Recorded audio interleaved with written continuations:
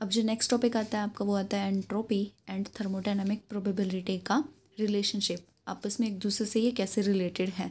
उससे पहले तो हमें ये पता होना चाहिए कि एंट्रोपी क्या है और थर्मोडायनामिक प्रोबेबिलिटी क्या है आपकी। तो एंट्रोपी क्या है आपकी, is the measure of disorder of the system. अगर मैं शॉर्ट में बोलूँ तो एंट्रोपी क्या है, मॉलिक्यूलर डिसऑर्डर या फिर रैंडमनेस ऑफ अ सिस्टम। अब सेकंड जो आपकी प्रॉपर्टी है एक तरीके से वो है आपकी थर्मोडायनामिक प्रोबेबिलिटी। अब थर्मोडायनामिक प्रोबेबिलिटी क्या है, मैंने लास्ट वाले टॉपिक में जब हमने मैक्सवेल बोल्ट्जमैन वाला करा था डिस्ट्रीब्यूशन लॉ, तो उसमें आपको बताया था थर्मोडायनामिक प्रोबेबिलिटी के बारे में। एक बार और सुन लो। जैसे कि आपके एनर्जी लेवल है ये वाले, ये आपके एनर्जी लेवल है, इसमें आपके मॉलिक्यूल्स प्रेजेंट होते हैं। तो इनकी जो अरेंजमेंट होती है मॉलिक्यूल्स की डिफरेंट आपके एनर्जी लेवल्स में, ये क्या होती है आपके थर्मोडायनामिक प्रोबेबिलिटी होती है। Finding number of ways in which indistinguishable molecules can be arranged in different energy levels. तो ये क्या आपकी थर्मोडायनामिक प्रोबेबिलिटी। अब ये एक दूसरे से रिलेटेड कैसे है उस चीज़ को भी समझो।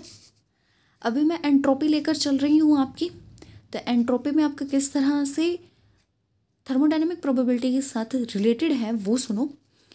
मान लो हमने दो सिस्टम ले लिए,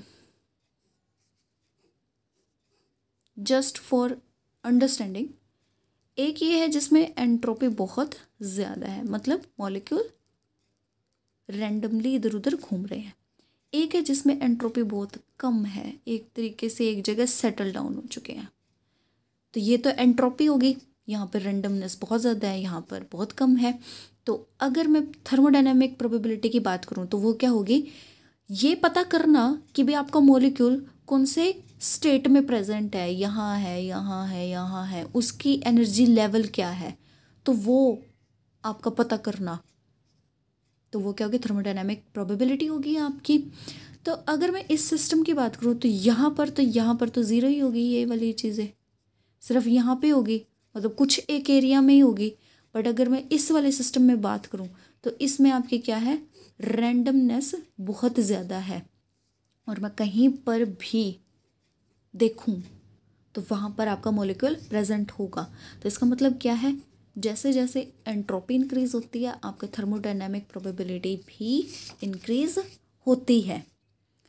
Increase in entropy of a system in a spontaneous process, there is simultaneous increase in thermodynamic probability of system। तो ये यहाँ पर आपके इस तरह से डिफाइन किया गया है कि आपका एंट्रोपी और थर्मोडायनामिक प्रोबेबिलिटी एक दूसरे से रिलेटेड कैसे हैं। फिर उसके बाद आपका आता है कि बोल्ट्जमैन ने सजेस्ट किया there is a direct relationship between entropy and thermodynamic probability, that is S is equal to function of, मतलब entropy is equal to function of किसका, थर्मोडायनामिक प्रोबेबिलिटी का। उसके बाद हमने क्या करनी है, रिलेशनशिप ड्राइव करनी है। उसके लिए हमें क्या चाहिए, दो सिस्टम चाहिए आपके identical systems, particle having entropies S1 और S2 और thermodynamic probability W1 and W2। As entropy जो है आपकी एक्सटेंसिव प्रॉपर्टी है, दो तरह की प्रॉपर्टीज होती है, एक्सटेंसिव और इंटेंसिव। तो ये आपको पता होनी चाहिए। एक्सटेंसिव कौन सी होती है, प्रॉपर्टी ऑफ मैटर आपकी चेंज करे जब आपके अमाउंट चेंज हो जाए, मतलब अगर अमाउंट चेंज हो जाती है तो प्रॉपर्टी भी आपकी चेंज हो जाती है। तो ये क्या आपकी एक्सटेंसिव प्रॉपर्टी है। और जब आपकी क्लास होगी तो प्लीज़ इन चीज़ों का ध्यान रखना, ये पूछी जाएंगी आपसे। देन आपका क्या है, टोटल जो आपकी एंट्रोपी है सिस्टम की वो किस तरह से आएगी, S is equal to S1 plus S2 आपकी। तो अगर मैं इसी तरह से टोटल, जैसे यहाँ पर टोटल एंट्रोपी है, तो अगर मैं टोटल थर्मोडायनामिक प्रोबेबिलिटी की बात करूँ तो प्रोबेबिलिटी क्या है आपकी, मल्टीप्लिकेटिव प्रॉपर्टी है। और total probability of the system कैसे आपकी निकाली जाएगी, W1 इंटू में W2।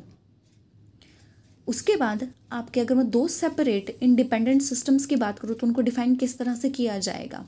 आपका जो S1 है एंट्रोपी है, ये इस तरह से डिफाइन करना है आपको, यहाँ पर ये ना इस तरह से डिफाइन करेंगे तो किस तरह से जाएगा आपका, S1 क्या है आपका function of thermodynamic probability W1, आपकी S2 is equal to function of thermodynamic probability W2। अगर मैं इन दोनों को कंबाइंड कर दूँ तो किस तरह से आएगी, इस वाली इक्वेशन में पुट कर दूँ इन दोनों को, तो किस तरह से आएगी, S is equal to S1 plus S2 is equal to function of W1 plus में फंक्शन ऑफ W2। ये इक्वेशन नंबर 4 आ गई आपकी। अब यहाँ से अगर मैं बात करती हूँ तो ये इस तरह से भी आपकी लिखी जा सकती है। अब अगर ये फंक्शन जो है आपका रिलेशन 5, ये मतलब इक्वेशन 5 जो है आपकी, अगर मैं इसकी बात करूँ जो इसमें जो फंक्शन है आपका, तो ये किस तरह का होना चाहिए, must be log in nature. अगर यहाँ पर कंडीशन को सेटिस्फाई करना है थर्मोडायनेमिक प्रोबेबिलिटी को और एंट्रोपी को, तो जो ये फंक्शन है यहाँ पर ये क्या होगा आपका, ये मस्ट बी लॉग हो सकता है इन नेचर में। तो ये नेचर में यहाँ पर लॉग है, तो इक्वेशन किस तरह से बन जाएगी, S is equal to K log W plus एक कांस्टेंट। तो इस तरह से आपका लॉग के टर्म में ये जो रिलेशन है ये इस तरह से खुल जाता है। और अगर मैं आगे बात करूँ K डैश की, जो वहाँ पर आपका था, तो उसकी जो वैल्यू होती है मस्ट बी फाउंड विद 0।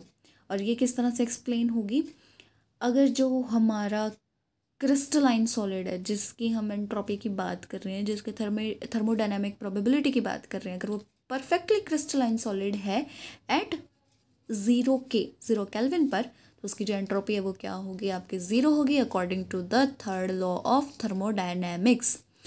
तो अगर वो एक परफेक्ट क्रिस्टल है एट 0 के पे, तो एक ही पॉसिबिलिटी है अरेंजमेंट की, दैट इज़ जो आपकी वो है थर्मोडायनेमिक प्रोबेबिलिटी है वो क्या हो, 1 हो, और आपके सारे के सारे टर्म्स 0 हो जाएंगे और आपका सिर्फ K डैश बच जाएगा। तो K डैश किसके इक्वल आ गया आपका, यहाँ पर 0 के इक्वल आ गया। बस इसको आप इक्वेशन में पुट कर दो तो टोटल एंट्रोपी जो है आपकी वो किसके इक्वल आ गई, K नेचुरल लॉग थर्मोडायनेमिक आपकी प्रोबेबिलिटी। यहाँ पर जो आपका कांस्टेंट K है वो किसके इक्वल आपका मिलता है, बोल्ट्जमैन कांस्टेंट के इक्वल। ठीक है, तो ये किस तरह से होगा, आपका जो K है किसके इक्वल आ रहा है आपका, R/N। जो R है आपका क्या है, गैस कांस्टेंट है, जो N है आपका एवोगैड्रो नंबर है यहाँ पर। तो जो आपकी वैल्यू ऑफ K है, ये वाला जो वैल्यू ऑफ K है ये किस तरह से आ जाएगी, ये वाली इस तरह से आपकी वैल्यू आ जाएगी कैलकुलेट करके। तो ये आपका क्या है, बहुत ही इम्पॉर्टेंट इक्वेशन है जो कि एक लिंक प्रोवाइड करता है किसके बीच में, स्टैटिस्टिकल मैकेनिक्स के बीच में और थर्मोडायनेमिक्स के बीच में आपका। और ये रिलेशन किसके बीच में है, entropy and thermodynamic probability of a system in a given state. इसके बाद टॉपिक आता है हमारा पार्टीशन फंक्शन। इसमें क्या है, हमने एक सिस्टम को कंसीडर किया जिसमें n identical but distinguishable molecules हैं जिनकी एनर्जी है टोटल E किसी गिवन टेम्परेचर पर T। तो जो मॉलिक्यूल्स हैं वो क्या है, N1 N2 so on Ni तक है, जो कि डिस्ट्रीब्यूटेड है अलग अलग एनर्जी लेवल्स में आपके। तो जो एनर्जी लेवल्स हैं वो क्या है, degenerate G1 G2 Gi so on तक ही है। तो डीजेनरेट का मतलब क्या है आपका, कि सेम लेवल पर वो सारे के सारे हैं एनर्जी लेवल्स। एनर्जी लेवल्स क्या है, E1 E2 so on Ei तक आपके। अगर मैं बोल्ट्जमैन लॉ की बात करूँ, according to the Boltzmann law fraction of molecules having energy Ei and temperature T is most probable state is given. बस यहाँ पर आपका क्या लग जाएगा, बोल्ट्जमैन लॉ जो हमने किया था वो लग जाएगा। और यहाँ पर क्या आपके एनर्जी लेवल्स वो क्या है, डीजनरेट है, तो आपका Gi फैक्टर भी यहाँ पर लगेगा। अगर डीजनरेट नहीं है लेवल्स तो आपका Gi वाला फैक्टर नहीं लगेगा। तो इस तरह से ये आपकी इक्वेशन आपकी आ जाती है जो कि हमने डायरेक्ट बोल्ट्जमैन डिस्ट्रीब्यूशन वाले से उठाई है आपकी। और द क्वांटिटी, जो ये वाली क्वांटिटी है इसको हम रिप्लेस कर सकते हैं किससे, Q से। अभी के लिए हम इसको किससे रिप्लेस कर रहे हैं, Q से। और ये क्या है, Q आपका पार्टीशन फंक्शन, और हमारा टॉपिक भी क्या है, पार्टीशन फंक्शन। तो यहाँ पर जो ये वाली टर्म है आपके समेशन Gi एक्सपोनेंशियल की पावर माइनस Ei बाय में Kt is replaced by Q। तो ये वाली इक्वेशन इस तरह से आपकी Q के इसके इक्वल आ जाएगी। तो आपकी जो इक्वेशन है वो इस तरह से भी लिखी जा सकती है, बस जस्ट आपको Q से रिप्लेस कर दो आप। तो जो इक्वेशन 3 है वो क्या है, is an expression of Boltzmann law in terms of partition function. बस आपको पार्टीशन फंक्शन के अकॉर्डिंग बोल्ट्जमैन जो आपका लॉ है उसको लिख देना है, एक्सप्रेस कर देना है। बस ये जो रिप्रेजेंट करता है ये किसको करता है, इसको करता है आपका summation terms for all energy levels. और जो आपका पार्टीशन फंक्शन होता है वो डायमेंशनलेस क्वांटिटी होता है। तो बस इस तरह से ये आपका पार्टीशन फंक्शन यहाँ पर आ जाता है। इसके बाद जो नेक्स्ट टॉपिक आता है आपका वो है physical significance of partition function. इसकी ज़रूरत क्या पड़ी हमने, सिग्निफिकेंस क्या है इसका। तो अगर मैं according to the Boltzmann distribution law की बात करूँ तो number of particles having energy GI is given by, इस तरह से ये इक्वेशन आपकी आ जाएगी। ठीक है, ये इक्वेशन आपको पता है, वही same according Boltzmann distribution law से हमने उठाई हुई है। इसमें आपका जो EI है वो क्या है, excess energy over that of ground state level. ये क्या है, EI आपकी एक्सेस एनर्जी। और आपकी जो NI है वो क्या, N0 है वो क्या है आपका number of molecules in the ground state. यहाँ से फिर हमने क्या करना है, total number of molecules N of a system is given by N is equal to summation of NI। Total number निकालना है हमने, तो ये इस तरह से इसके इक्वल आ जाएगा आपका कि इसके ये क्या है आपकी NI का समेशन ही करना है। तो बस ये इसके इक्वल है आपका, तो ये इस पर भी समेशन लग जाएगा। या फिर किस तरह से लिख सकते हैं हम, जो N0 है आपको कॉन्स्टेंट है वो बाहर आ जाएगा, समेशन ये इस तरह से आपके इस पे आ जाएगा। और जो आपका N है वो क्या है, पार्टीशन फंक्शन है। ये आपको इस तरह से ये वाली चीज़ पता है। तो इक्वेशन 1 क्या बन जाएगी आपकी, N is equal to N0। ये वाली जो टर्म है आपकी पार्टीशन फंक्शन है, बस यहाँ पर डिफाइन कर रखी है, इसको इससे रिप्लेस कर दो तो ये इस तरह से आपकी इक्वेशन आ जाएगी। तो जो ये वाली इक्वेशन नंबर 2 है ये क्या शो करती है ये देखते हैं। पार्टीशन ऑफ फंक्शन किसके इक्वल, आपका total number of molecules to the number of molecules present in ground state. Partition function क्या बता रहा है हमें, एक तरीके से total number of molecules by में number of molecules present in ground state. उसके बाद हमारा जो पार्टीशन फंक्शन है वो किसका रेशो है, two number and itself is a pure number, it is a dimensionless quantity. आपका जो पार्टीशन फंक्शन है कैन नेवर बी ज़ीरो। और अगर हम वेरी लो टेम्परेचर की बात करें, क्लोज टू एब्सोल्यूट ज़ीरो आपका टेम्परेचर अगर बात करते हैं, तो ऑलमोस्ट ऑल पार्टिकल्स जो होते हैं वो किस पे होंगे, ग्राउंड स्टेट पे होंगे आपके। तो जो हमारा N है वो किसके इक्वल आ जाएगा, N0 के इक्वल आ जाएगा। और ये इक्वेशन इस तरह से बन जाएगी, ये अप्रॉक्सीमेटली 1 के इक्वल आ जाएगी, Q इज़ इक्वल टू 1 यहाँ पर आ जाएगा। अगर वैल्यू जो है आपके पार्टीशन फंक्शन की वो इंक्रीज़ करे with increase in temperature increase करेगा तो रैंडमनेस इंक्रीज़ होएगी, तो जो आपका पार्टीशन फंक्शन है वो भी इंक्रीज़ होएगा। तो at T is equal to infinity Q जो है आपका पार्टीशन फंक्शन भी इनफाइनाइट पर चला जाएगा। All energy state are accessible, यानी जो आपके मॉलिक्यूल्स जो प्रेजेंट होते हैं वो हर एक एनर्जी स्टेट पर आपको मिलेंगे। और जो मॉलिक्यूल्स की एक्सेस है वो हर एक एनर्जी स्टेट पर होगी अगर इन्फिनिटी की बात करते हैं। अगर टेम्परेचर इन्फिनिटी पे चला जाता है तो आपका जो Q है क्वांटिटी पार्टीशन फंक्शन है वो भी इन्फिनिटी को अप्रोच कर जाएगा।